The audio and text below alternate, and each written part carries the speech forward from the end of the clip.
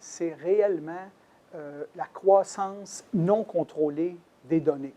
Puis comme vous savez qu'actuellement, la plus grosse section des données où il y a de la croissance, c'est au niveau du non structuré. Donc, tout ce qui est les objets tels vidéo, audio, Internet of Things, de tout le connecté, il y a une croissance phénoménale de ce côté-là.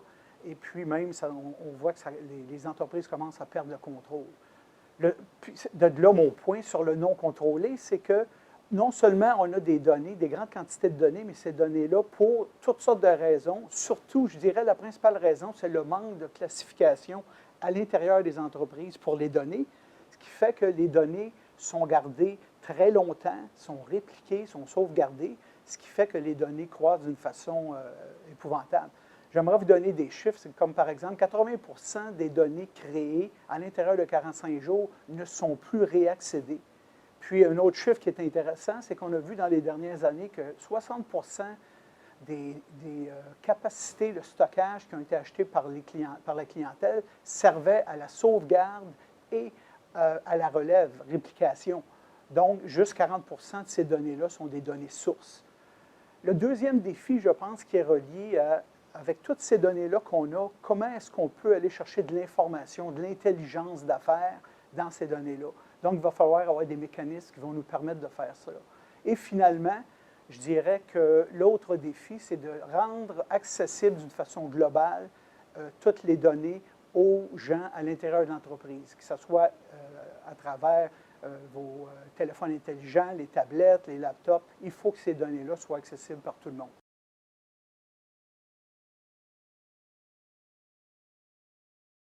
Dans les prochaines années, on va voir deux types de stockage. On va voir pour les centres de données et pour le legacy, on va voir le all flash. Ça, c'est définitivement là, une grosse tendance. Et toute la balance, que ce soit des fichiers, que ce soit des objets, le non structuré va tout aller éventuellement sur le stockage orienté objet. C'est ce qu'on voit dans les tendances actuelles. Ce que le stockage orienté objet va amener comme innovation, je vais vous en parler, mais avant, j'aimerais ça un petit peu définir c'est quoi le stockage orienté objet. Ce que c'est une nouvelle façon de prendre en charge le stockage qui est orientée vers les objets non structurés. Donc, comme on disait, c'est la partie où est-ce qu'il y a le plus de croissance au niveau des données. Donc, c'est important de pouvoir les prendre et de pouvoir faire de la gestion de ces objets-là. Ce que ça va nous permettre de faire, c'est de réduire toute la problématique autour de la classification, même peut-être éventuellement l'éliminer, étant donné qu'on a beaucoup d'agilité au niveau de la gouvernance et de toute la gestion des données avec le stockage orienté objet.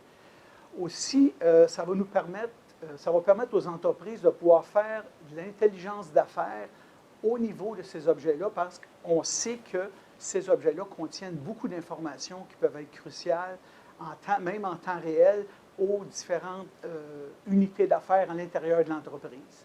Donc, je pense que c'est les principales choses, puis ils vont nous permettre aussi de livrer ce qu'on parlait tout à l'heure, tout l'aspect de mobilité. Donc, à distance, les gens vont pouvoir accéder les données en temps réel, pouvoir modifier les données en temps réel. Donc, on voit beaucoup d'innovations qui vont être alentour du stockage orienté objet. Vous aimeriez savoir si le stockage orienté objet va remplacer éventuellement les stockages traditionnels type SAN ou NAS. La réponse, c'est oui, en grande partie, surtout du côté NAS, car les fichiers sont aussi des objets. C'est du non structuré, puis on ne veut pas avoir différentes technologies de stockage pour les fichiers. Mais ceci étant dit, les objets sont des fichiers qui sont plus spécialisés, qui sont plus gros, où encore une fois il y a de la croissance. Puis le stockage orienté objet a tous les différents mécanismes, les différents services pour pouvoir s'en occuper intelligemment. Lorsqu'on parle du cloud ou de l'info nuagique, on voit actuellement des grandes entreprises d'info nuagique canadiennes offrent déjà des services de stockage orienté objet. Donc oui, définitivement. Il y a même des gens qui, au lieu d'utiliser le terme Object Storage, utilisent Cloud Storage.